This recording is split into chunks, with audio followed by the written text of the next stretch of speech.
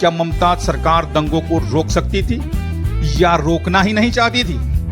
यही सवाल है जो बंगाल की सड़कों पर आज भी गूंज रहा है। सवाल एक गहरा है, क्या हम एक सोची समझी साजिश का हिस्सा बनते जा रहे हैं, जहां दंगा कभी धर्म के नाम पर, कभी राजनीति के नाम पर और कभी सिर्फ सत्ता की कुर्सी के लिए कराया जाता है? सोचिएगा, दंगे हमेशा आम जनता के बीच भड़कते हैं, मरते भी आम लोग हैं और घर भी आम लोगों के ही उजड़ते हैं। लेकिन दूसरी तरफ दंगाई खुलेआम वीडियो में हाथों में हथियार लेके दिख रहे थे। कई जगह पुलिस के सामने ही आगजनी और लूट की वारदातें हुई। यानी सवाल अब ये नहीं रहा कि दंगा क्यों हुआ, बल्कि असली सवाल था दंगे रोकने की कोशिश क्यों नहीं हुई। ममता दीदी ने सवाल उठाए बाहरी ताकतों पर, लेकिन दीदी आप वहां पर सरकार में बैठी है, प्रशासन आपके हाथ में है। अरे जिस ताकत ने माहौल बिगाड़ने की कोशिश की उसके ऊपर कार्रवाई की आपने, क्यों नहीं की? और नमस्कार दोस्तों, आपका स्वागत है द ट्रेंडिंग टॉक में। आप जुड़े संजय पटेल के साथ। आज बात करेंगे पश्चिम बंगाल के मुर्शिदाबाद की। क्या कुछ घटा मुर्शिदाबाद में? इसके पीछे किसका हाथ था? कितने लोग घायल हुए और ये घटने का कारण क्या था और इसमें सरकार की मंशा क्या थी? हम पूरा दिखाएंगे आपको, लेकिन वीडियो को स्किप मत करना। पश्चिम बंगाल के मुर्शिदाबाद से एक ऐसी खबर आई है जिसने पूरे देश को हैरान कर दिया। ये कोई आम झगड़ा नहीं था, ना कोई सड़क पर हुआ हादसा, बल्कि ये था एक सुनियोजित साजिश, एक वेल प्लान साजिश। जहां एक गांव से शुरू हुआ विवाद देखते ही देखते आग की तरफ फैलता गया। घर जलाए गए, दुकानें लूट ली गई, मंदिर मस्जिद के बीच दीवारें खड़ी हो गई और सरकार देखती रही। वो बस एक लाइन दोहराती रही, स्थिति नियंत्रण में है, सब कुछ कंट्रोल में है। लेकिन क्या सच्चाई वाकई इतनी सीधी थी जितनी सरकार बता रही? क्या ये दंगे अचानक भड़के या इसके पीछे पहले से ही लिखी हुई कोई पटकथा थी? आज हम आपको वो हर सच्चाई बताएंगे जो टीवी की हेडलाइंस में दबा दी गई। मुर्शिदाबाद के दंगों की असल कहानी, वो गांव, वो तारीख, वो लम्हा जहां से इस बवाल की शुरुआत हुई, हम पूरा दिखाएंगे आपको। तो वीडियो को आखिर तक देखिए, क्योंकि ये कहानी वो नहीं है जो आप सोच रहे हो। मुर्शिदाबाद, पश्चिम बंगाल, एक ऐसा जिला जो इतिहास में अपनी सांस्कृतिक विरासत के लिए जाना जाता था, लेकिन इस बार सुर्खियों में आया आग और नफरत के नाम पर।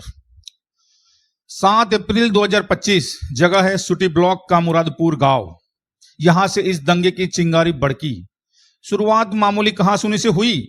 बताया जा रहा है कि इलाके में वक्फ बोर्ड संपत्तियों को लेकर चल रहे एक पोस्टर विवाद ने माहौल गर्मा दिया।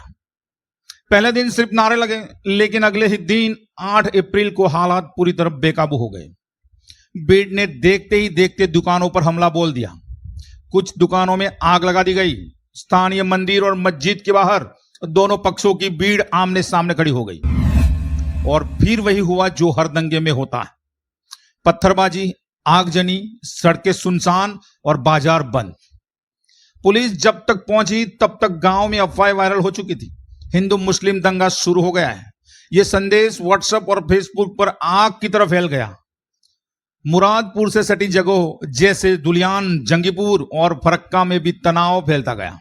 और फिर जो हुआ वो बंगाल की राजनीति में हमेशा के लिए एक नया सवाल छोड़ गया। क्या यह सिर्फ धर्म के नाम पर दंगा था, या चुनावी मौसम में बंगाल की फिजाओं को गर्म रखने की कोई पुरानी रणनीति? मुरादपुर से उठी ये आग कुछ ही घंटे में पास के गांव तक फैल गई। दुलियान, फरक्का, जंगीपुर, हर तरफ बाजार बंद हो चुके थे। गलियों में सिर्फ पुलिस की गाड़ियां और एक अजीब सी खामोशी प्रसरी हुई थी। लेकिन सवाल यह उठता है कि जब पहली बार पत्थर चले थे, आगजनी हुई थी, तब प्रशासन ने वक्त रहते कार्रवाई क्यों नहीं की? स्थानीय लोगों के मुताबिक जब भीड़ ने दुकानों को आग लगानी शुरू कर दी, तब भी पुलिस सिर्फ मुख्य दर्शक बनी रही। और जैसे जैसे दंगे फैलते गए, पुलिस की बजाय सोशल मीडिया पर नफरत की खबरें तेजी से दौड़ती रही और पुलिस चुपचाप देखती रही। गांव के गांव जलते रहे और सरकार इसे स्थानीय विवाद कहकर शांत रखने का संदेश देती रही। मामला तब और गहरा हुआ जब दंगे की आड़ में चुनिंदा समुदाय के घरों और दुकानों को निशाना बनाया गया और वहीं से राजनीति की एंट्री होती है।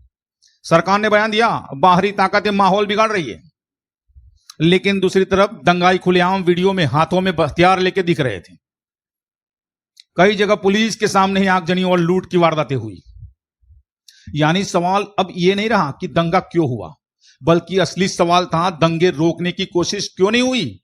ममता दीदी ने सवाल उठाए बाहरी ताकतों पर, लेकिन दीदी आप वहां पर सरकार में बैठी है, प्रशासन आपके हाथ में है। अरे जिस ताकत ने माहौल बिगाड़ने की कोशिश की उसके ऊपर कार्रवाई की आपने, क्यों नहीं की? और इस सवाल ने बंगाल की राजनीति में हलचल मचा दी। दंगे तो मुर्शिदाबाद में हो रहे थे, लेकिन असली लड़ाई तो अब सियासी गलियारों में शुरू हुई। सरकार ने शुरुआत में हिंसा को स्थानीय विवाद बताकर नजरअंदाज कर दिया, लेकिन जैसे जैसे सोशल मीडिया पर तस्वीरें और वीडियो वायरल हुए, ममता सरकार की भूमिका पर सवाल उठने लगे, जो लाजमी थे, जो उठने चाहिए थे और उठे। विपक्ष ने सीधे सीधे आरोप लगाया कि दंगे वोट बैंक की राजनीति का नतीजा है। पुलिस मुख्य दर्शक बनी रही क्योंकि सरकार कार्रवाई नहीं करना चाहती थी, और सरकार ने वही किया जो वो चाहती थी। दूसरी तरफ ममता बनर्जी का जवाब आया। अब बीजेपी और आरएसएस बंगाल में सांप्रदायिक माहौल बिगाड़ने की साजिश कर रहे हैं। लेकिन इसे बीच जब हालात पूरी तरह बेकाबू हो गए तो कलकत्ता हाईकोर्ट ने साफ साफ कहा, सरकार की व्यवस्था नाकाम हो चुकी है, अब पैरामिलिट्री फोर्स की जरूरत है। सोचिए, जिस राज्य में दंगे रोकने की जिम्मेदारी पुलिस की थी, वहां कोर्ट को फोर्स की मांग करनी पड़ी। यह है सबसे बड़ा फेलियर ममता दीदी का, उनके राज्य में, उनके प्रदेश में। अब हालात ये हो गए कि सरकार जनता को भरोसा दिला रही थी, स्थिति कंट्रोल में, और दूसरी तरफ गांव के लोग अपने उजड़े हुए घरों की राख में अपनी जिंदगी तलाश रहे थे। ममता बनर्जी ने आखिर में ये बयान दिया, लोगों को उकसाया गया था, साजिश के तहत यह सब हुआ, पुलिस ने अब हालात काबू में कर लिए। लेकिन सवाल अब भी हवा में है, क्या ममता सरकार दंगों को रोक सकती थी या रोकना ही नहीं चाहती थी? यही सवाल है जो बंगाल की सड़कों पर आज भी गूंज रहा है। अब सवाल मुर्शिदाबाद का नहीं रहा है, सवाल एक गहरा है, क्या हम एक सोची समझी साजिश का हिस्सा बनते जा रहे हैं, जहां दंगा कभी धर्म के नाम पर, कभी राजनीति के नाम पर, और कभी सिर्फ सत्ता की कुर्सी के लिए कराया जाता है? सोचिएगा, दंगे हमेशा आम जनता के बीच भड़कते हैं, मरते भी आम लोग हैं और घर भी आम लोगों के ही उजड़ते हैं, लेकिन फायदा हमेशा नेता लेते हैं जो कुर्सी पर काबिल होते हैं। आज मुर्शिदाबाद सुलग रहा है, कल हो सकता है आपका शहर इसी आग की चपेट में आ जाए। इस खबर को दबाया गया, लेकिन सच्चाई को दबाया नहीं जा सकता। आपसे बस एक ही गुजारिश है, इस वीडियो को ज्यादा से ज्यादा शेयर करें, क्योंकि सच्चाई जितनी जल्दी सामने आएगी ना, नफरत की आग उतनी जल्दी बुझ जाएगी। और हाँ, आपकी राय इस मुद्दे पर क्या है, कमेंट में जरूर लिखिए। और आपकी ये चैनल पर पहली बार आए हो तो चैनल को सब्सक्राइब जरूर कर देना। मिलते हैं एक और सच के साथ, तब तक के लिए जय हिंद।